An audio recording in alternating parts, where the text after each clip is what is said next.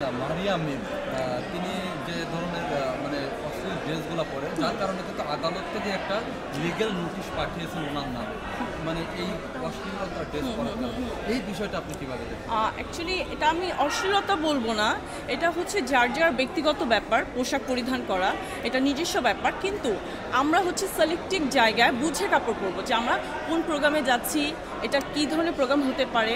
So আমরা যদি এগুলো একটু খেয়াল করি তাহলে হয়তো আমাদের এই ধরনের ঝামেলায় পড়তে হবে না সামনে। মানে আপনি যে বিষয়টা বলছেন এবং আমরা দেখতে পাই মারিয়া মিম কিন্তু এটাও বলেছে যে ড্রেস আমার চয়েস, আমি আমার স্বাধীনতা। ডেফিনেটলি সবারই ফ্রিডম আছে কাপড় পরার।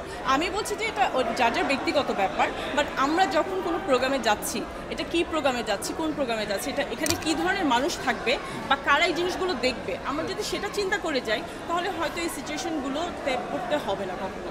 বা যে ব্যাড সিচুয়েশনগুলো যে হচ্ছে যে মামলা করা বা কেউ বাজে কমেন্ট করা, তো এই ধরনের সিচুয়েশন পড়বে না যদি আমরা এটা চিন্তা করে যাই। ড্রেস পরার কারণে কি মানুষ ভাইরাল বেশি হয় খোলামেলা ড্রেস পরলে? খোলামেলা ড্রেস পরলে না, এরকম তো আরও অনেকেই পরে, এর থেকেও বেশি কাপড় খোলামেলা পরে, বাট তারা তো ভাইরাল হয় না। কিন্তু আপনি যখন জিনিসটাকে প্রেজেন্ট করবেন এমনভাবে মিডিয়াতে যেটা মানে যেটা নিউজ হবে, তো এটা তো ডেফিনেটলি ভাইরাল হবে, তাই না? সাকিব ভাইয়ের যেই বরবাদ মুভিটা ছিল, এবার এখন আবার কিন্তু তাণ্ডব মুভি বের হবে এই ঈদে।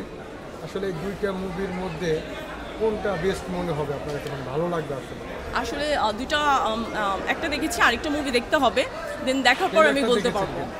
ট্রেলারটা দেখেছেন? ট্রেলারটা দেখেছি, ভালোই লেগেছে, বাট মুভিটা দেখলে ওভারঅল আমি তখন বলতে পারবো কোনটা বেস্ট।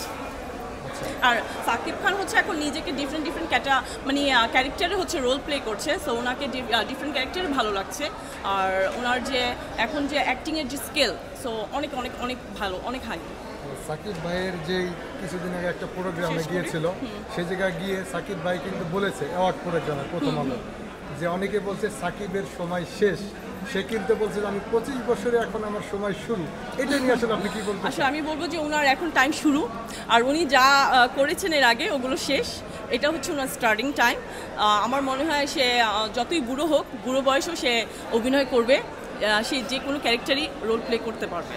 বাট আমার মনে হয় যে বাকি যারা আর্টিস্ট আছে তাকে দেখে ইন্সপায়ার হওয়া উচিত যে কীভাবে নিজেকে এই জায়গায় ধরে রাখতে হয় বা এই জায়গায় নিজেকে ডিফারেন্টভাবে চেঞ্জ করে আবার সেই জায়গায় স্ট্রংভাবে দাঁড়াতে হয়।